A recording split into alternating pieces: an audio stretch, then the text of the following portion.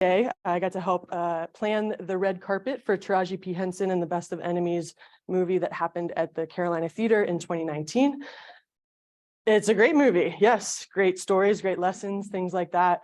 And I got my firsthand look at what it takes to work with Hollywood media and all of that, welcoming entertainment tonight as much as the News and Observer and other local media. Most of the time, my job looks like this. So as Alicia mentioned, I do get to help consult small business owners. I myself get to go market Durham and other cities across the US and bigger media markets. So I have a few anecdotes from the last time that I went to New York City and got to talk to travel and leisure, food and wine, things like that. I also just most recently came from Atlanta, getting to meet Garden and Gun, Atlanta Magazine, and things like that. So forgive me if my examples are largely food and beverage related, travel and tourism.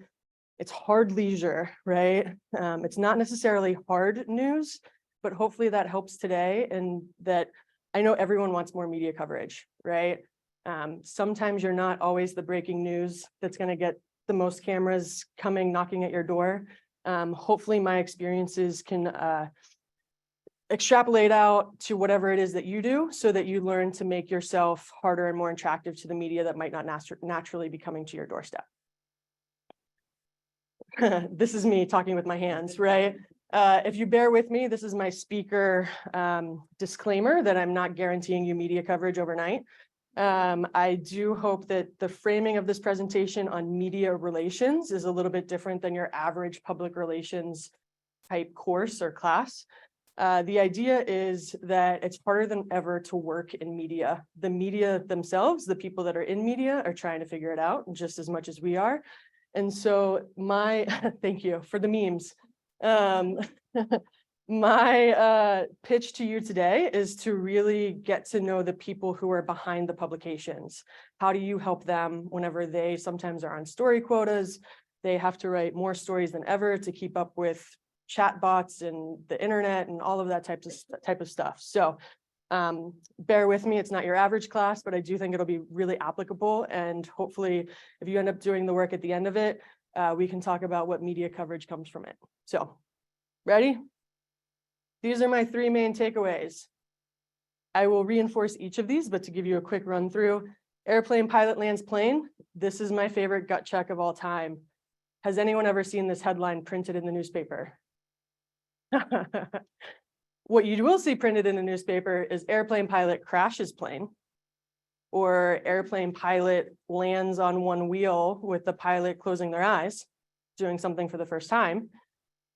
But it is a real gut check to know whether something is an announcement. I should hope that if you are a business, that you are doing a good job at doing it. So that, as much, we'll talk about how much it's important, how much I understand that you put your blood, sweat, and tears into the day-to-day of your work and your branding and things like that. But hopefully today you get a little bit deeper and understand storytelling behind it, not just announcing that you exist, right? It's not your parents' news anymore. This is a bit obvious. We don't turn a dial to change the channel and listen to one of three different newscasters who's telling us how we should interpret the news of the day. There's a million and one different ways to get your message out there. And everyone, the media included, is trying to keep up with that. Last but not least, the joke is that you want to become someone that everyone knows your name, right? The dream is for the media to come to you, whether it's a story related to your immediate product or service, or if you are tangentially related, the media trusts you enough that they come to you regularly. So that's the goal. First of all, I guess it's even too dark for this meme, I'm sorry. I don't even know who you are. I know who some of you are. Thank you to the friends that came out today. But to make this a little bit more interactive, I plan on picking on a few people. If you do want to be so brave as to raise your hand and tell me what you do and who you are. Anyone? Yes. We work on digital PR for Go Fish Digital. It's an agency in Raleigh. Wonderful. Very cool. My name's Colin Ryan. I'm doing the public speaking. Nice. Yeah. How am I doing? All right. Thank you. And I'm a personal finance speaker, works in the college market, and the financial literacy offices that bring me are sort of invisible. Mhm. And I think they're doing the most important work for college students is teaching them how to manage money. So it's not hard news, Mhm. but I think it should be. Right. So I'm super excited to. Yeah, I'm gonna pick on you a little bit maybe, or use you as an example. Yes, you. And I'm a former national network TV correspondent, so I've kind of jumped on the other side. Ah, More about the journalism side than the PR side. wonderful. Welcome to the dark side. Yes. Hey, Margaret, I'm Victoria. I work with Lawrence Mass Communication. We were just emailing. Yes. Today, and this is my colleague Jensen. Hey, how are you? All right. Yes. Hi, my name is Deb Good, and I'm the newly appointed climate ambassador for the town of Cary. I also have background in electrical engineering and technology transfer. Very cool. Hi, neighbor in Cary, right? Wonderful. Well, thank you. I'm going to use a couple examples. Yes, you too. My name is Charlotte Sam, and I. What? We're doing one of our things tomorrow, so we get a lot of coverage that we'd like to have a little bit. How cool. Will you sing for me later? I want it. Okay. Wonderful. I'm definitely might use your business model then as an example here too. So wonderful. Thank you for sharing. And hopefully it goes without saying that I'll be hanging out a little bit afterwards and more than happy to talk to each of you individually too, if there's some follow-up questions or specific things about your industries that you'd like to talk about. Wonderful. So airplane pilot lands plane. Let's get into it a little bit more here. One of my first lessons in PR that I learned early on, my previous job, I worked at Intrepid Marketing Group, which is a marketing agency specializing in sports, nonprofit, a little bit of retail. My client at the time was the V Foundation for Cancer Research. So if you have been here for a little bit of time, you might remember the Rock and Roll Raleigh Marathon and Half Marathon presented by WRAL benefiting the V Foundation for Cancer Research. Yes, it was the one and only time that I have been at the start line of a marathon. But the idea is I wrote my press release. I announced that this event was coming. I sent it out. I could see in the back end of my PR software which media had actually opened the email, which one had clicked on it, things like that. I saw that Luke DeCock, who is still a sports columnist today at the News and Observer, had opened it. So I thought, oh, okay, he's interested enough to click it. I'm going to give him a call, see what he thinks. And he goes, Margaret, sweet, sweet Margaret. He goes, do you know that there's a moratorium on marathons that are happening in Raleigh? And here I am, I'm worried as a PR person thinking that, he's going to ask me, how did this event come through? If there is a moratorium, is this pushing out the small guy, things like that? He did not. He goes, do you know what this means? He goes, that means there's more marathons happening in Raleigh than they know what to do with, than people want to sign up for, right? I think at the time there were more marathons happening in Wake County than there were days in a year. So he goes, help me, help you figure out why it matters, right? I did my research. I took his feedback to heart and I've kind of carried it with me since. Airplane pilot lands plane. Cancer Research Foundation raising money for cancer research. I should hope so, right? I really wanted to go out and try and find a face to the name and the cause, right? So there's two different stories that I still remember to this day. One, Adrienne, she was a former Miss North Carolina. She went to NC State, had ties to Jim Valvano, who the Cancer Research Foundation was named after. Her mother had actually passed away from cancer, and so she was running in her honor. Lucky for me, she was media trained, so that was a dream. In this instance, Carrie here had actually been diagnosed with ovarian cancer twice and wanted to take control of her life and do something about it. She was in remission at the time, trained for the marathon. A week or two before the event, her doctor unfortunately let her know that it came back and that she was unable to run the marathon. This man here, who I think they've since broken up, but I think he was a hero at the time, stepped in without any training, went ahead and ran the marathon for her because it was such a good cause. Now, I go back to Luke DeCock and I say, not only is this event happening, but there's real reasons, real human examples as to how and why it matters and to how and why more people should sign up, right? This is the story that we led with from here on out. Next example, I give Andrea Weigel credit for this. Andrea Weigel is a PR person in the Triangle area specializing in food and beverage and is very good at her job. She formerly was the food writer at the News and Observer. She represents Alley 26, which, if you haven't heard, is an outstanding bar program.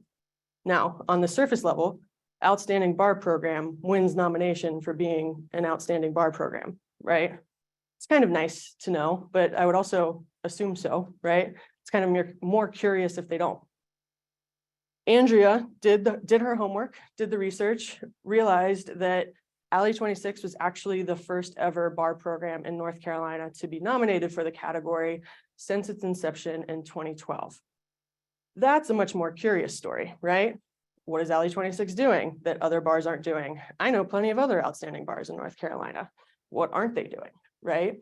That's something that, one, is going to spark curiosity. Me, on the other end of it, a reader, I'm going to want to know why, right? Other than being like, with the headline a little bit. Media outlets today, as you'll find in my second and third points here, really need people to read the stories that they write. And if that's the case, there needs to be more than just a headline, or the headline needs to intrigue to a larger story. I don't have a slide for my next example, but talking about how I was just in Atlanta with other peers across the state, we were pitching Garden and Gun magazine first, their digital editor. And Charlotte went before me. It's kind of fun, but awkward that everyone pitches in front of each other, right? Charlotte leans in on the fact that 100 new restaurants opened in the Charlotte metro area in 2022.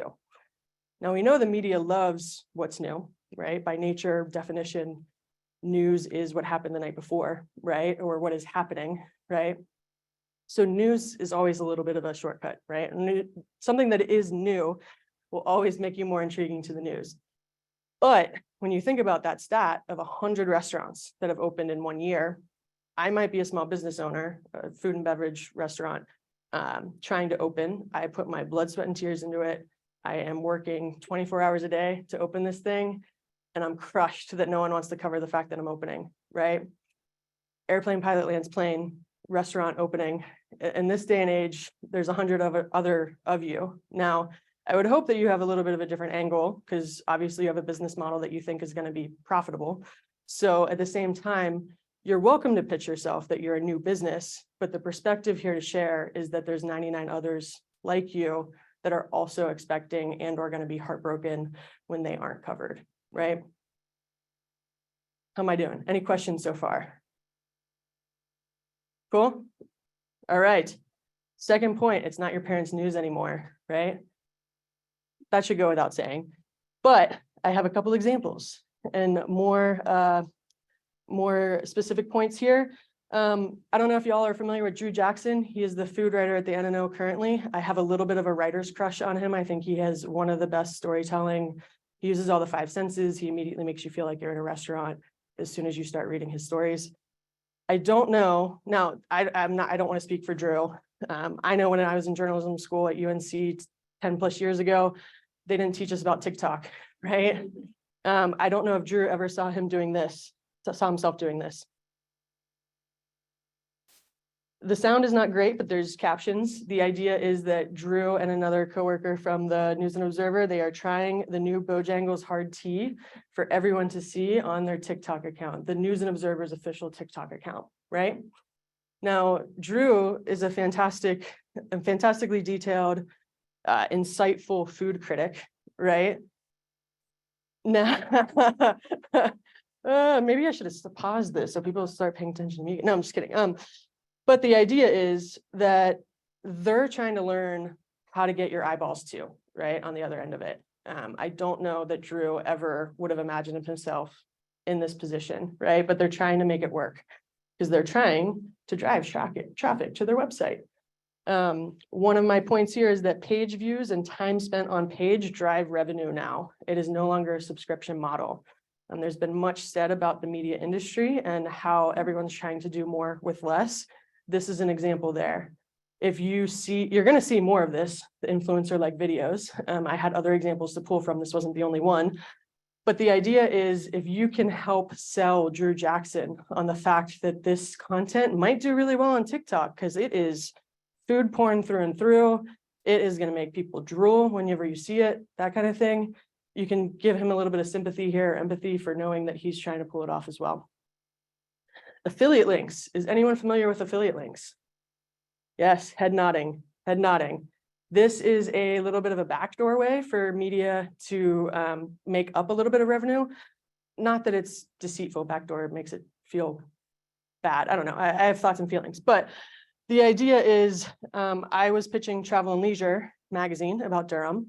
They were asking for the very first time ever about what chain hotels do we have in downtown.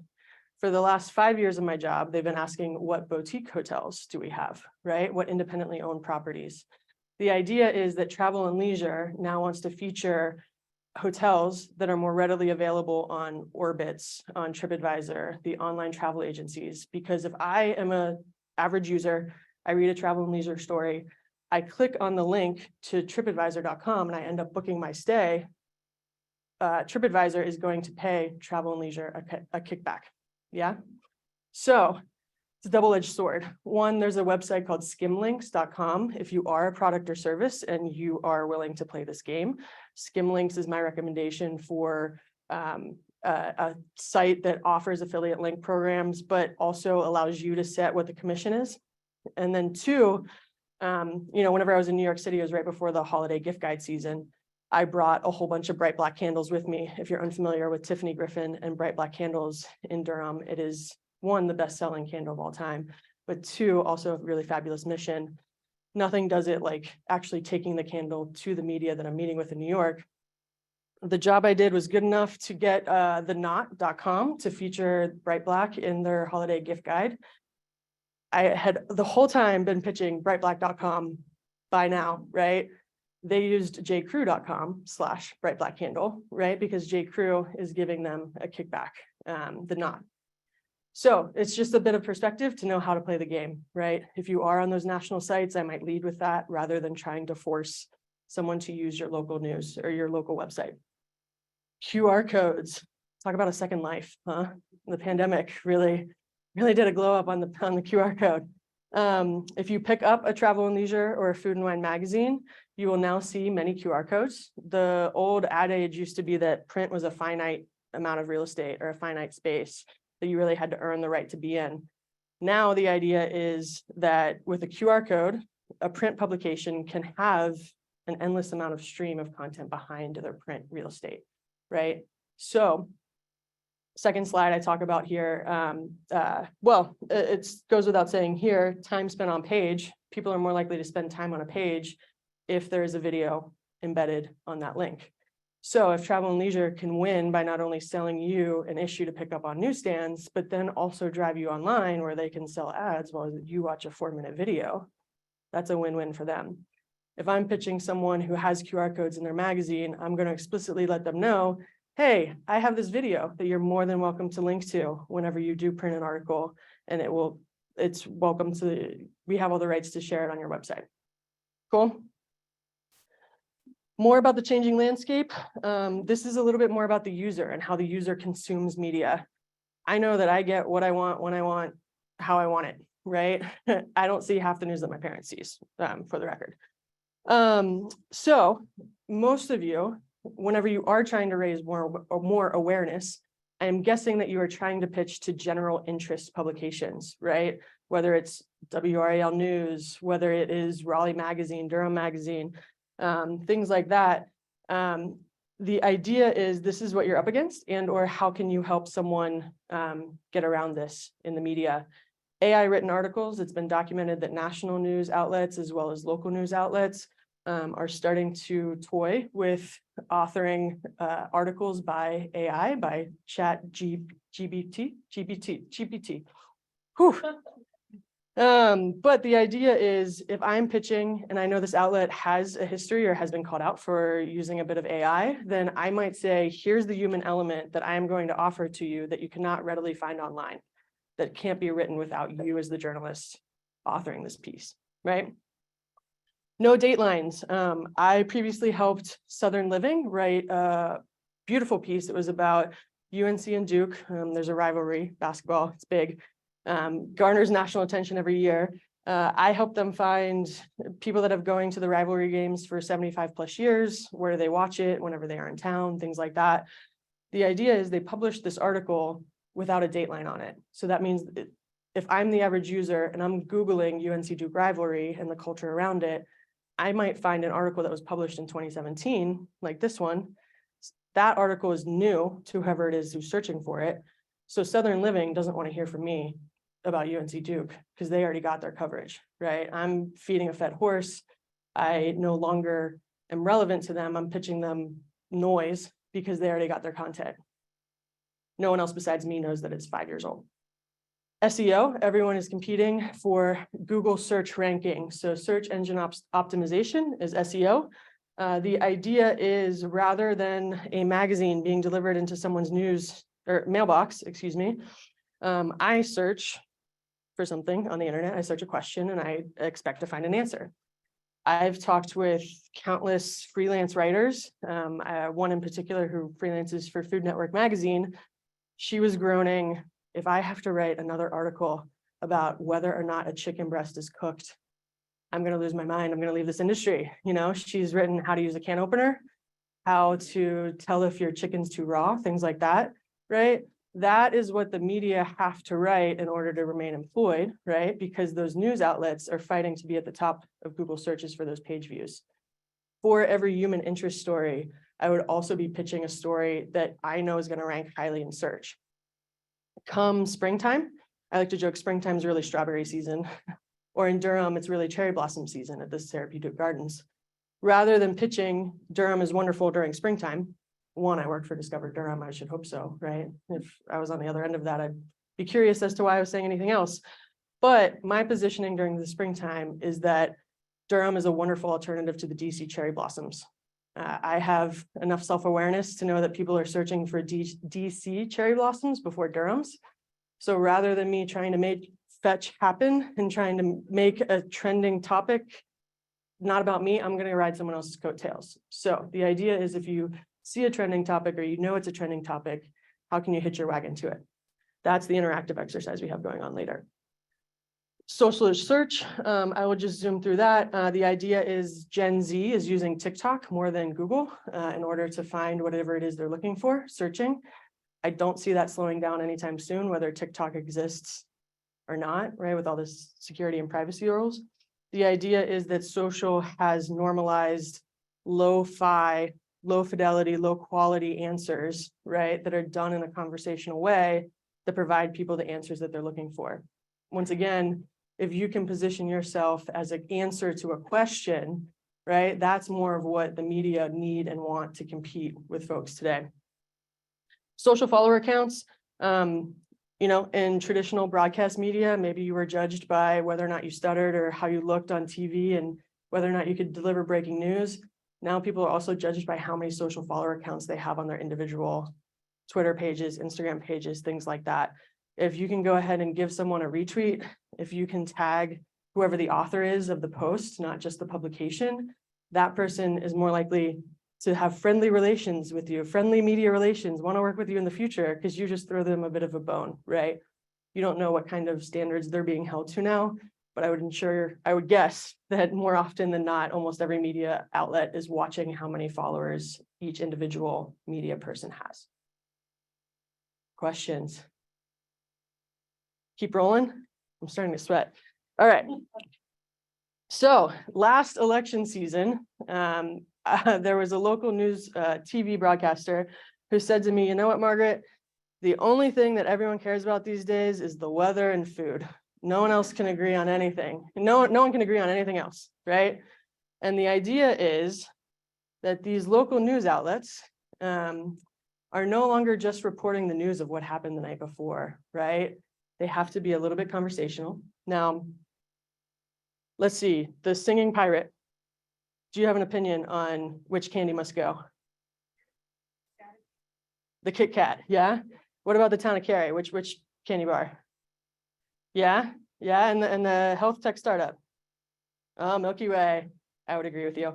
The idea is that we might all have different backgrounds and we might all have different agendas. Who knows how we politically lean or vote? The idea is that this is universally applicable, right? We all have an opinion on this, and so we all can weigh in, and that results in 193 comments, 51 retweets, and 59 likes, which I looked just quickly. This is not a shame ABC 11 or anything like that. but I would say their average post on traditional news stories is probably more like fewer than 10, right? So this is winning for them, right? How many of y'all have been fooled by the spring of deception, right? I don't care where you live in the triangle, and where you live in North Carolina, we've all experienced the pollinating, right? I do give credit to Craig Carter, our social media manager at Discover Durham. I can't say that we were the first to post this kind of meme, but I do think we were one of the early adopters, and now WRAL is here posting it. This was on March 13th of this year. The idea is this one generated 4,700 likes, I think much the same as the ABC 11 post. WRAL's average Instagram post receives fewer than 100 likes, right? This is the game that they now have to play, not your parents' news outlet, right? So if I can go ahead and bring up a UNC Duke rivalry, right, that's controversial. If I can, frame something as Eastern versus Western barbecue, and Picnic over here in Northern Durham has a barbecue sauce called the Great Compromise. That's kind of something that everyone in North Carolina can get behind or have an opinion on, right? That goes beyond the headline and makes someone curious, because I have opinions. I think that Eastern barbecue is better, right? So I'm going to click, or I'm going to comment, or things like that. I'm going to play their game. Okay, so with all of this in mind, has anyone seen this TikTok? Okay, well, here we go.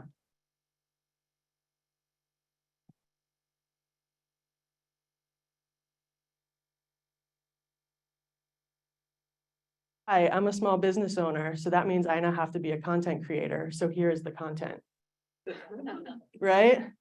So, which I'm saying with love to a content creator in the room. But the idea is, what does this mean? You guys are small business owners. You're doing, speaking on behalf of groups that are doing real meaningful work. How do you make your work matter? How do you make your work relevant to the media and play this game too, without feeling like you have to just stand in front of a TikTok camera and post something to post something, right? How do you be the superhero? I got ahead of myself. The idea is that you become a source and not a mention, right? If you can announce something, farm to table restaurant has a new seasonal menu, I should hope so, right? That's something that I'm going to post on my social account, because that's an announcement, that's a mention, right? I'm not going to waste a journalist's time by going to them saying, hey, I have a new menu. And don't you want to write about it? Like, again, I should hope so, right? If that's your ethos and that's what you're branding yourself on. The idea is to have a news peg. I was going to ask if anyone knows what a news peg is, and then I gave you the answer. Are you an airplane pilot landing a plane? Stop right there, right?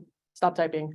What makes your story timely? That can be something like the National Pizza Day, right? What are you doing? Because, news that's trying to be evergreen to everyone. If food's the only thing that everyone can agree on, the news is probably going to cover something like Cinco de Mayo, National Pizza Day. That can be something that's timely as much as it is about breaking news, right?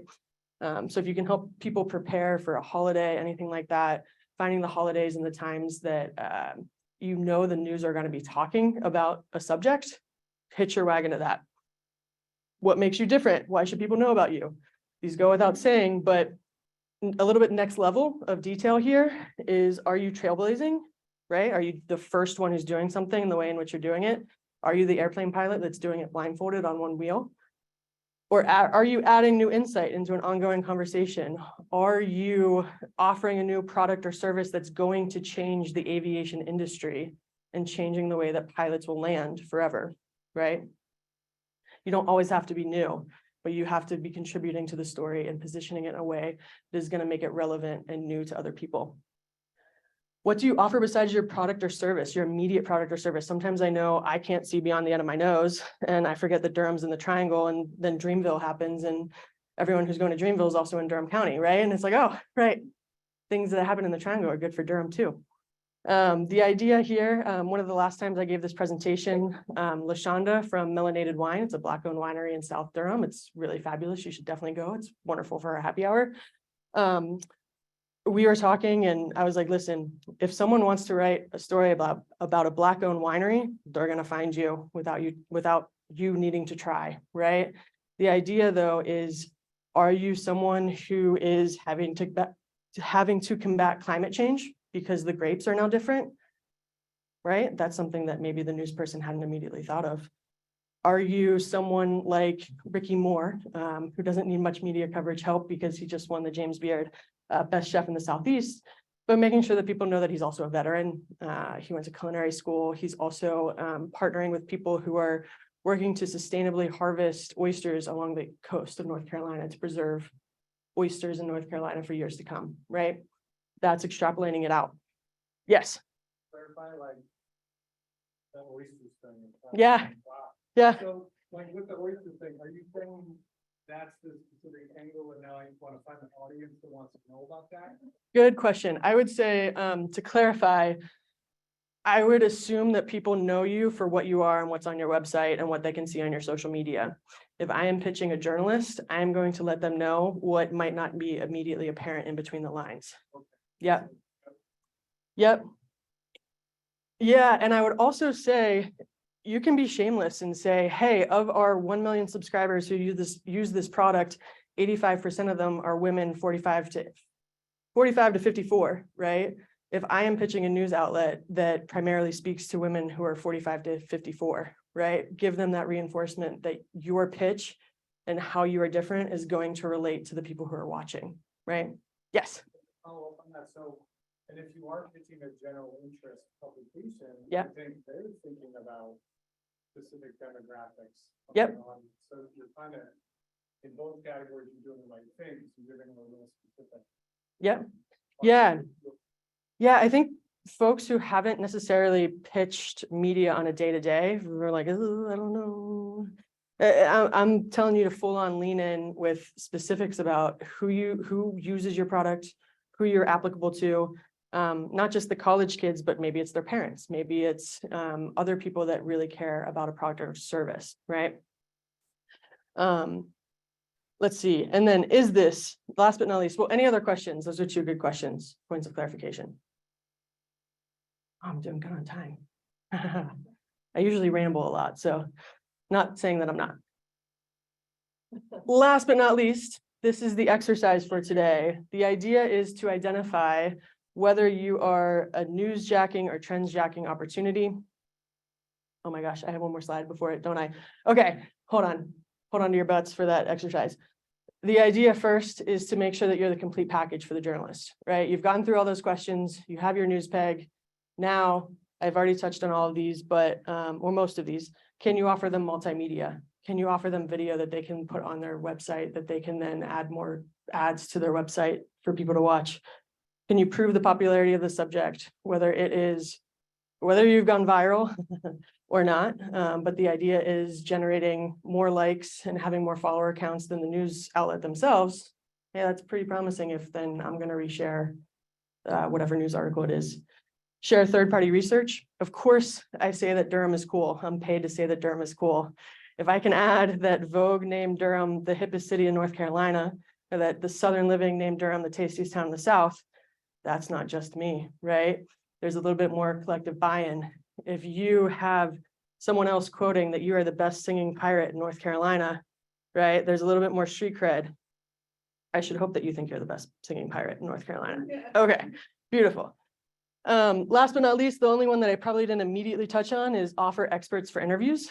I can't remember the last TV news segment that I've watched that didn't have someone being interviewed, right? It's not just the anchor or the reporter as a talking head. You got to find someone who's willing to go on camera. That's another explicit thing that I would go ahead and say in my email to a journalist is not only do I think this is a story subject with nuance that people are going to care about and actually click on, but I have someone who's willing to talk to you on camera or be quoted to talk about how this financial literacy class changes people's lives, right? Cool. Yeah, this is kind of the approach for winning a one and done pitch, right? You've already packaged yourself so that you can be a little bit deeper, maybe be more than just a mention, be actually a story. But the idea is that you want to become someone that everyone knows your name. The idea is, I was probably following this more closely than anyone, but Sean Umstead is a really wonderful example, one of the owners of Kingfisher with Michelle Vanderwalker. Sean positioned himself as a source to the local news outlets so that whenever he owns Kingfisher, which is an award-winning bar now. When the pandemic happened, bars were closed. He positioned himself as a source that's willing to talk about what does this mean for bars to be closed. Then when everything else opened, except for bars, he offered to comment on what it means or what it's like, right? Without, fluffy, watered down quotes. He talked about how it was, in his mind, or he's a wonderful guy. I'm not trying to put words in his mouth, and I should have read his articles before doing this. But the idea is that he gave sound bites that actually said something. They weren't just repeating what someone else has already said. He's a very smart guy. And then whenever bars could finally open, they went back to him again, right? How did he do that? I don't know if he purposely did it or not. This is from a book that some guy read that I can tell you about later. I'm not making this up for myself, but the idea is newsjacking. This is a little bit more for breaking news subjects. The idea is breaking news happens down here in the bottom left corner. Let's say Silicon Valley Bank collapses, right? That's breaking news. Newsjack here, if I am a banker, if I'm a lawyer, if I am someone that can comment to local media and tell the larger public, what does this mean for you? What does this mean for people in North Carolina? I'm going to try and insert myself before the dot where journalists scramble for additional information, right? If I can be in someone's inbox before they, are on 5 story assignments per day, need to do the work on their own, I just became that journalist's best friend, right? So the idea too, to make it a little bit softer, I've heard people call it trends jacking. Different trends can be things like North Carolina getting passing a law for happy hour, right? That hasn't happened yet, but it's like this growing conversation, right? That's building. Different trends like, is there a recession coming?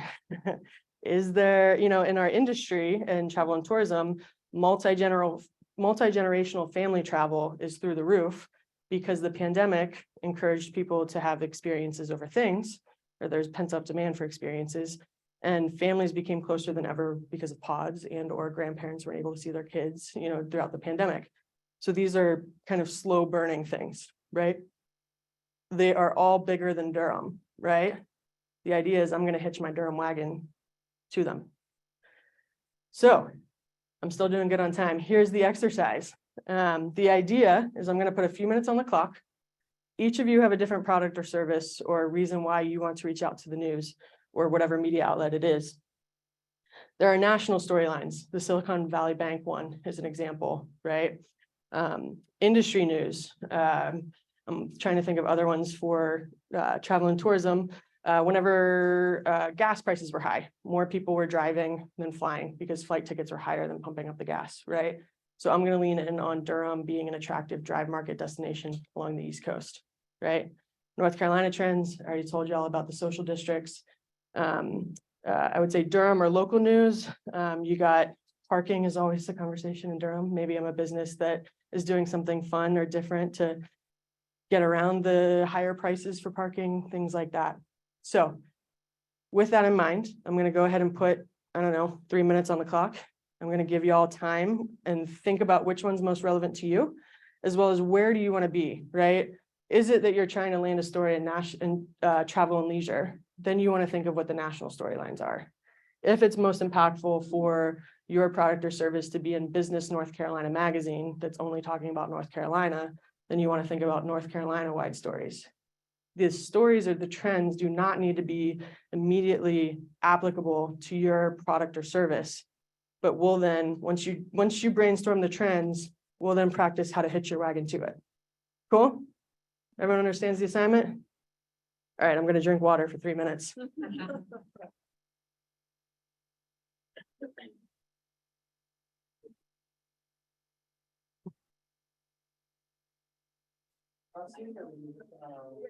Sure. Both. Whichever you want. Yeah. And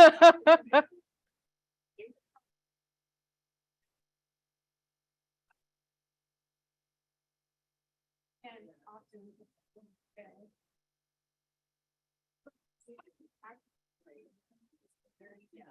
I would love a water. Okay. Yeah, thank you. Mhm.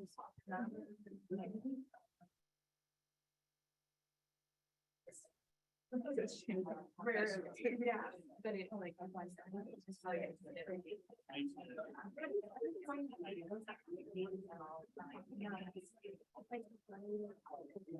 Oh, yeah.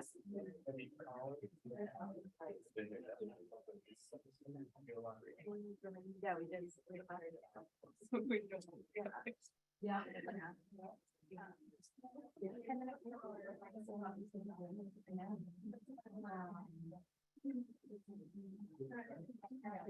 Thank you.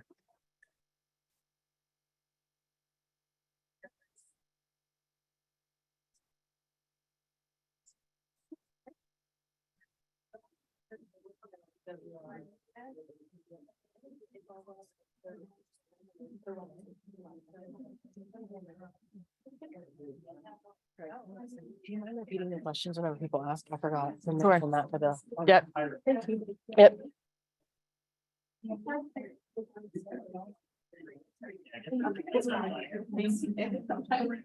Yeah.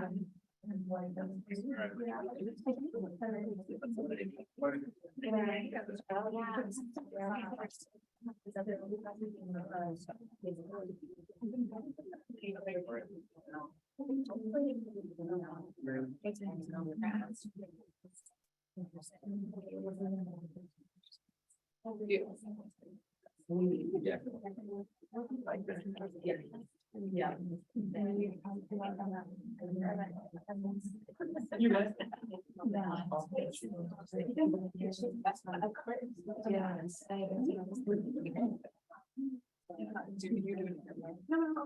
About one more minute.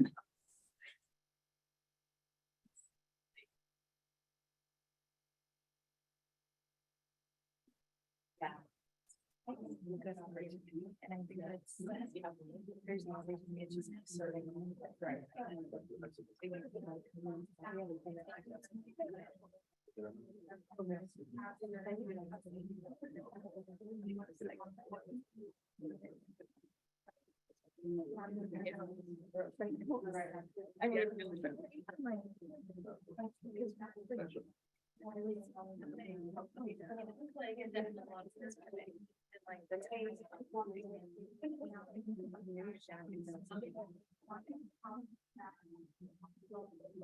Sorry.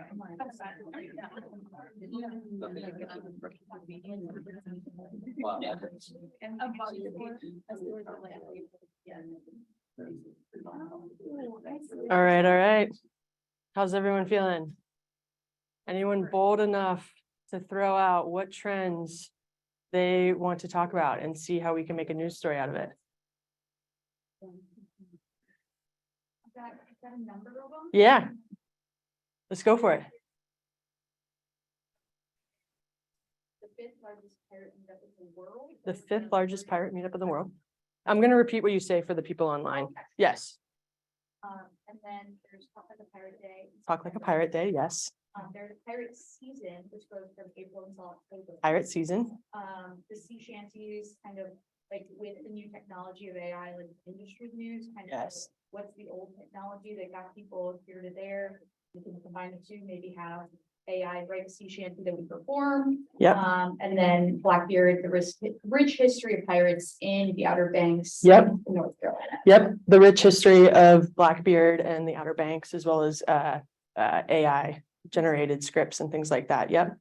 Yeah. To me, if I were trying to pitch, I know AI, everyone's curious because everyone's, is this going to take over my job? What does this mean? Does this mean I can write my dissertation much faster than I ever thought? Or, you know, does it mean that I'm in the media and someday a computer is going to replace me kind of thing, right?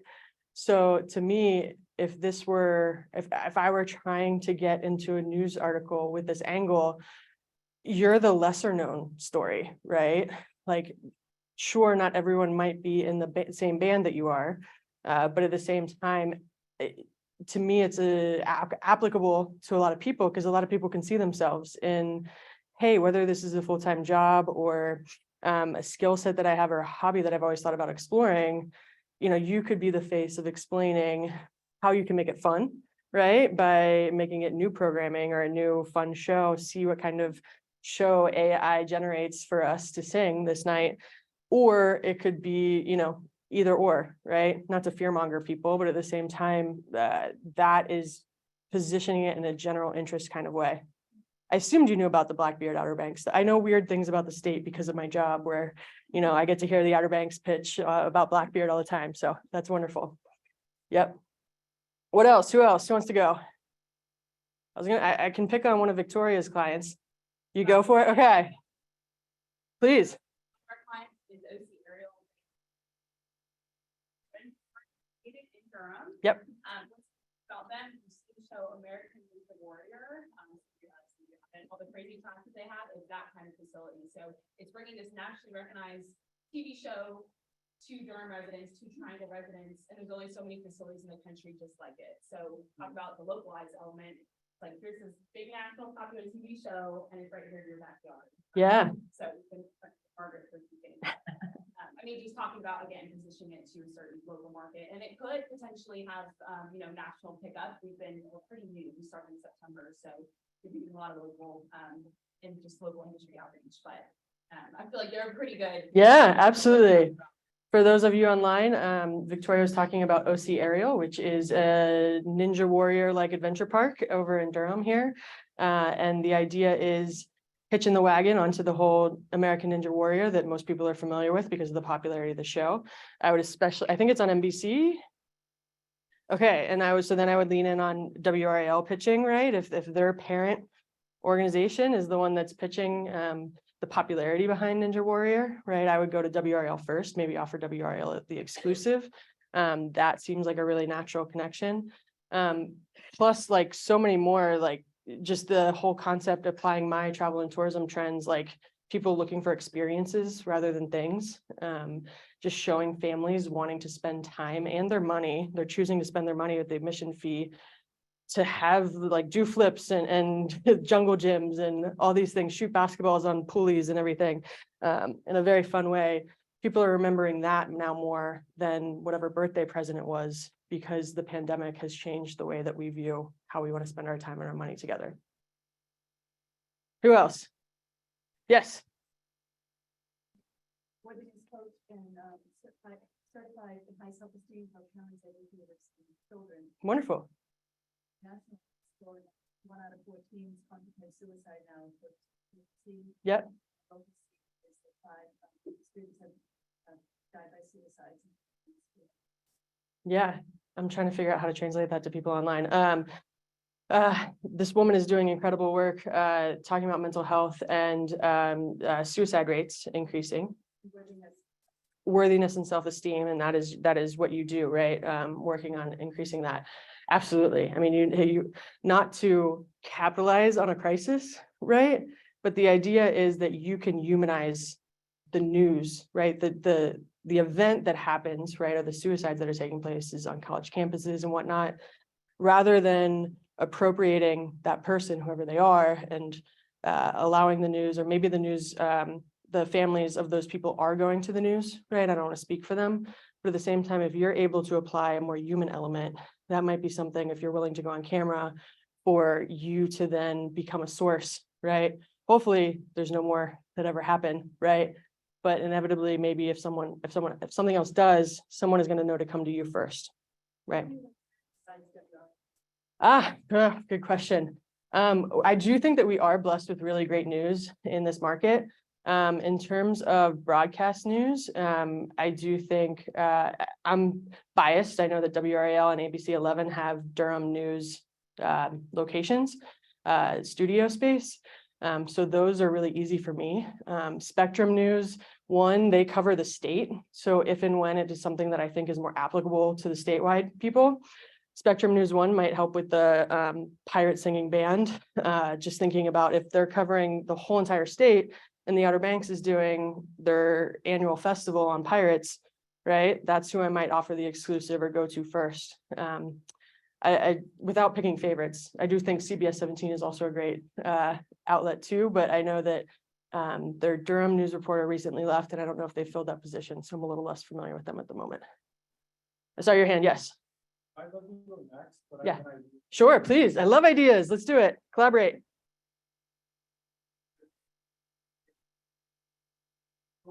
harmed our mental health. Woman is improving it. Yep, absolutely. Without going into a specific person, you're tapping into a still recent thing, wouldn't you say, that Yeah, the mental health crisis in response to COVID? yeah. It feels like We were talking about, and the idea for those online is that COVID and its long-lasting implications are still relatively timely and newsworthy. For us in the hospitality industry, if you are in downtown Durham, you're familiar with Jack Char, the diner, and they recently closed, citing pandemic era shifts in behavior, right? Workers aren't returning to the office as quickly as they thought and everything like that. That reminded everyone that I think it's timely because this very well branded signage place in downtown Durham with high visibility still is trying to pivot upon pivoting, right? And much the same, who knows what we all absorbed and or how our behaviors changed from the pandemic. And looking at the good, I know that algorithms these days and everyone kind of rewards vitriol and the bad. I do think there's enough stories out there to be told and enough newscasters who would really welcome the chance to write a positive story every once in a while too. Yeah. Town of Cary too behind, yeah. But any ideas here today, but I thought about the recent ad that President Biden took about cutting off the Colorado River to California, Arizona, and Mhm. serious problem that affects everybody. And so that's like the national level. Yep. And then in industry news that it's getting hotter, well, North Carolina had all the cities and towns that had to change the planting season based on spring coming earlier and earlier. And so I guess it's like hard for me to figure out how that goes to the program. And so what can we do in Cary so that when we count you in to help Cary become a more resilient community? Yeah. Yeah, translate again, one is just taking advantage, for lack of a better word, of President Biden and some legislation there with, forgive me for not knowing this, but it's cutting off of a river to shorten water supply. Cutting off the Colorado River to California and others. And then the second idea or trend is about essentially climate change. Yeah, and then that changing planting seasons and things like that. Climate change might be easier for me to tackle first, I think. Yeah, climate change is this big idea that we've all heard about, that it's looming. It kind of sort of sometimes feels like monopoly money, right? Like, it's not like sometimes you hear these big numbers. It's going to cost $500 billion to fix the way that we do things or to adapt to the new world. If you can show a farmer or someone who is changing their planting because it is now hotter or warmer or colder during certain parts of the year, and then how that's affecting what seasonal vegetables are on menus, right? That's a very real, immediate story that if I were a news journalist, TV journalist, one, I could visually show that, show the farms, right? Whether they're dried up or whether they're thriving when they're not supposed to be. And then two, the people who are on the other end who are watching the TV can see themselves in the story and realize how climate change is immediately affecting them, right? Rather than just hearing about politicians arguing about big money. Is that fair? Who else? Anyone else? Sash, do I have more time? I only have 5 minutes total, I think, right? Before wrapping up. So, yep, go for it. Similar national storyline of Yeah. like how COVID has made businesses pivot. But this client runs a sticker company, mostly like labeling for kids' products. Yeah. But during COVID, the business had to shut down for a bit and kids were no longer like going to camps, going to daycares where they would need these types of labels. Yeah. So she actually pivoted to just like a general sticker company and made a special product where like businesses could put it out, for people that were still open to go home and advertise that business on like their computer or sticker postcards that you could send to friends that you weren't connecting with as much. So she pivoted her whole business based on COVID, but I'm just not sure if that's like a story now. Yeah, good question. So the concept for the business is stickers. It used to be stickers primarily for kids, but without kids being as social as they were during the pandemic, the business owner is now generally trying to figure out how stickers can apply to our lives, and is that? Yeah. Okay, okay, cool. Gosh, I mean, airplane pilot lands plane, right? I mean, I think stickers hopefully will forever be popular if stickers are being used in a way that they haven't been used before, right? I'm just thinking about how we all now understand the QR code. Does the sticker have a role in that, right? Or to me, is it like, is there some kind of application that stickers are now being used for post-pandemic that they weren't previously, right? Again, because there's a good visual, and like you can see a sticker on a laptop or at the door of a business or something like that. I'd have to think on that more. That's a fun challenge for a PR client, huh? I hope they're watching. I give you sympathy. Like I'm sure it's a fabulous business, and I'm sure you'll come up with wonderful stories, but maybe that PR work looks a little bit more like making sure the right community groups are aware of the stickers, rather than and managing expectations that I don't know if this is a news story, right? Until there is some kind of application that makes it relevant to the whole general interest population. Yeah, like has Yeah. this company been using the sticker and it's been helping? Right, right. If the stickers start helping people do business better or operate in a different way, then I would lean into that. Yeah. Yes. Can I talk to you more after? Yes, we can talk more after. Margaret. Yeah. But I'm thinking about the stickers. Like in some cases, our job is to make news and stunts. Right. Is kind of something that is perhaps not something that we touched on. Yeah. What about when you have to make news because you're Yeah. got a sticker? Yeah. How to pull off PR stunts might be my next speaker gig. I might have to come back for that with only 1 minute left, but yes, sorry, go ahead for it. Yes. Thank you. Thank you. Thank you. Thank you. I appreciate it. Wonderful. Well, I'm here to hang out in person. Anyone who is online, I will share my contact information really quickly. Sorry for doing, oh, I did meant to plug here. The Community Empowerment Fund. I donated my speaker commission to this. I really would encourage you to check them out. They're an awesome organization in working to combat the racial wealth gap in Durham and Orange counties. Rather than, let's say, you buy me a beer whenever you do land a media story, I would encourage you to donate to this organization. And then please feel free to reach out to me personally, professionally at any time. This is my contact information. I put my LinkedIn, but I'm really much better on Twitter or Instagram, the same handles. So please feel free. I believe in collaboration and learning from each other and all of that. So look forward to keeping in touch.